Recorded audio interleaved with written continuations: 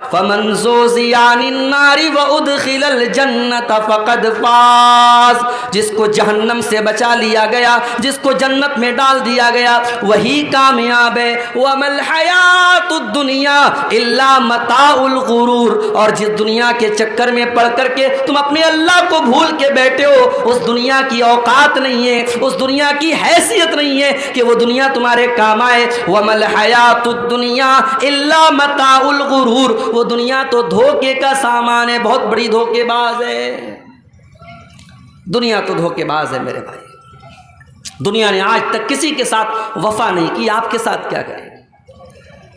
دنیا میں دولت کمانے والا قارون گزرا تھا، بڑی دولت تھی اس کے پاس، کیا دولت اس کے کام آئی؟ نہیں، مر گیا، اللہ نے خزانے کے ساتھ زمین میں دھسا دیا۔ اگر حکومت اور پاور یہ انسان کے لیے کامیابی ہوتی تو فرعون بہت بڑا بادشاہ تھا، مگر فرعون پانی میں ڈوب کر کے مر گیا اور ساری حکومت اس کی دوسروں کے ہاتھ میں چلی گئی۔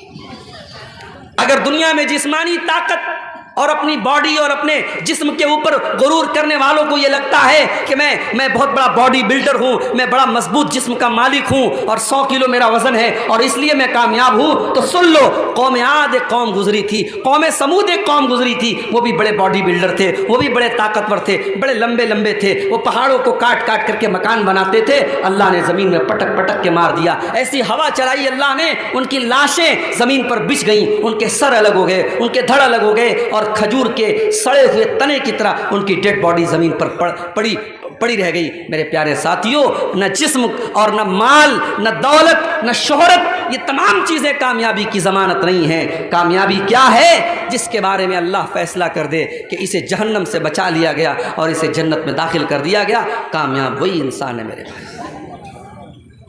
اچھا، یہ جو جہنم ہے، یہ جہنم کیسی ہوگی؟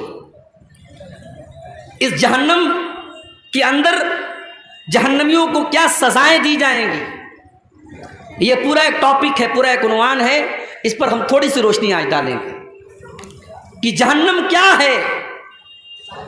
اللہ تبارک و تعالیٰ قرآن کریم کے 30ویں پارے میں فرماتا ہے، ان جہنم کانت مرصادا للطاغین مآبا لابثین فیہا احقابا، جہنم گھات لگا کر کے بیٹھی ہے، جہنم تمہارا انتظار کر رہی ہے، جہنم تمہاری پرتیکشا کر رہی ہے، جہنم اس انتظار میں ہے کہ جہنم اس کے اندر داخل ہو جائیں۔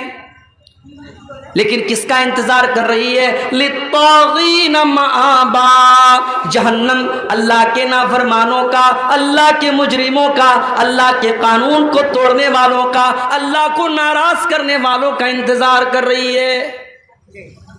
اور جہنم میں جو چلا گیا وہ یہ نہیں کہ بس گیا اور نکل جائے گا، نہیں، لابثین فیہا احقابا، بڑے لمبے ٹائم تک، بڑے لمبے پیریڈ تک جہنم میں رہے گا۔ اگر ایمان والا ہے، اگر مومن ہے، اپنے گناہوں کی سزا جھیلنے کے بعد نکلے گا، کب نکلے گا یہ اللہ ہی جانتا ہے، اور اگر کافر ہے، اگر مشرک ہے، اگر منافق ہے، وہ تو ہمیشہ ہمیشہ جہنم کے اندر رہے گا۔ لابثین فیہا احقابا، جہنمی جہنم کے اندر بہت لمبے پیریڈ تک رہیں گے۔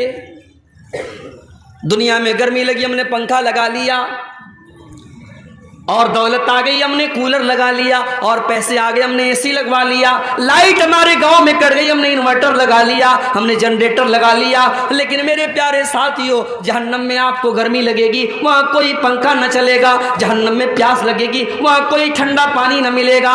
لا یذوقون فیہا بردا ولا سلا ولا شرابا، جہنم کے اندر نہ تو ان کو پانی دیا جائے گا، نہ ان کو ٹھنڈک دی جائے گی، جہنم میں صرف گرمی ہی گرمی ہوگی۔ اور کھانے کو کیا ملے گا؟